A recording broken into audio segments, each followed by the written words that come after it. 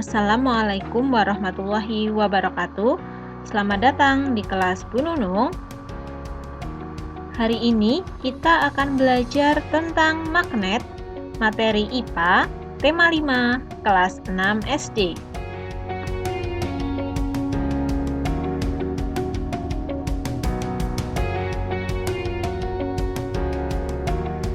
Sifat magnet yang pertama, menarik benda dari bahan-bahan tertentu. Ada dua jenis benda, yaitu benda magnetis adalah benda-benda yang dapat ditarik oleh magnet. Kemudian benda non-magnetis yaitu benda-benda yang tidak dapat ditarik oleh magnet.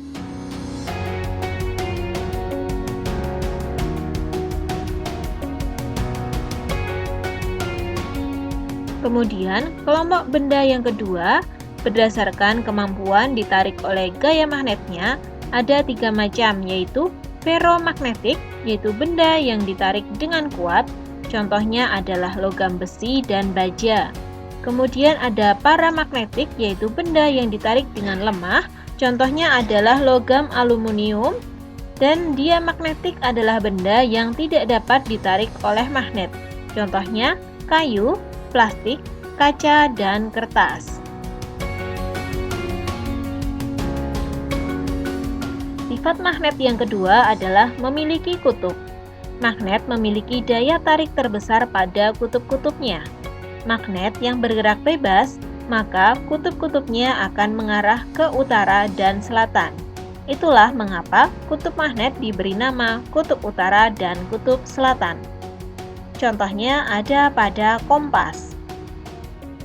Sifat magnet yang ketiga adalah memiliki gaya magnet. Gaya magnet adalah gaya yang ditimbulkan oleh magnet. Gaya magnet dapat menembus benda-benda tertentu. Besarnya daya tembus dipengaruhi oleh jenis penghalang, ketebalan penghalang, kekuatan magnet, dan jarak magnet dengan benda.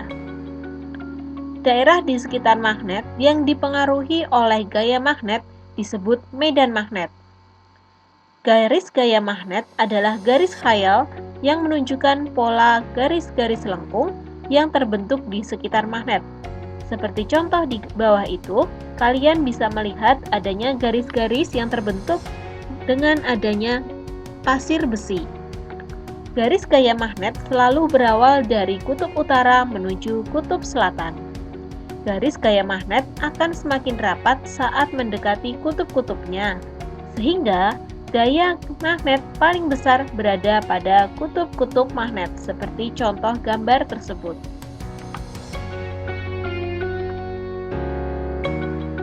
Sifat yang keempat adalah menarik atau menolak magnet lain. Dua kutub magnet berbeda jenis jika didekatkan akan tarik-menarik, seperti contoh gambar nomor 2. Kemudian, jika dua kutub sejenis, akan tolak-menolak jika didekatkan, seperti contoh yang gambar ketiga. Magnet sejenis artinya memiliki kutub yang sama. Kemudian, magnet yang berbeda jenis artinya kutub yang berbeda yang didekatkan. Cara membuat magnet yang pertama adalah magnet alami. Beberapa batuan secara alami memiliki sifat kemagnetan. Batuan-batuan tersebutlah yang dibuat menjadi magnet.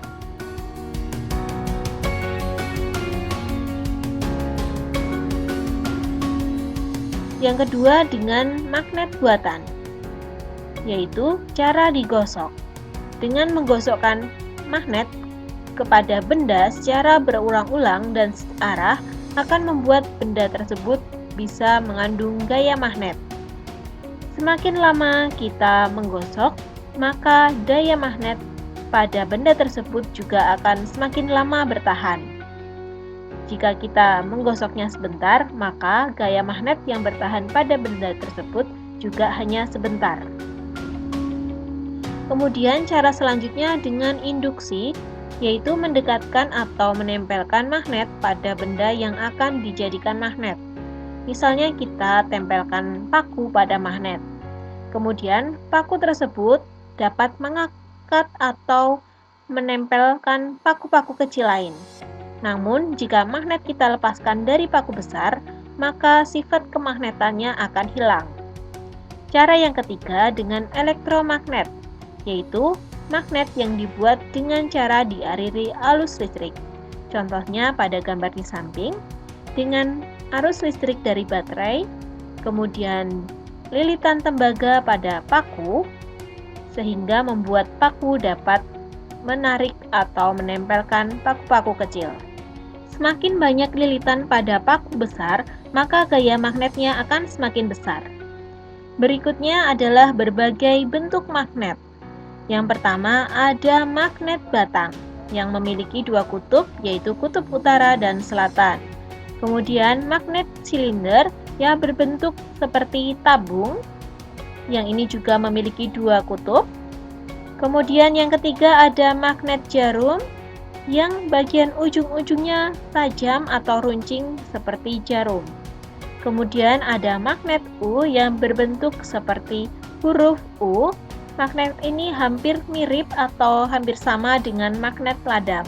Namun, magnet ladam bentuknya lebih lingkar atau seperti pada tapal kuda. Itulah perbedaan berbagai bentuk magnet.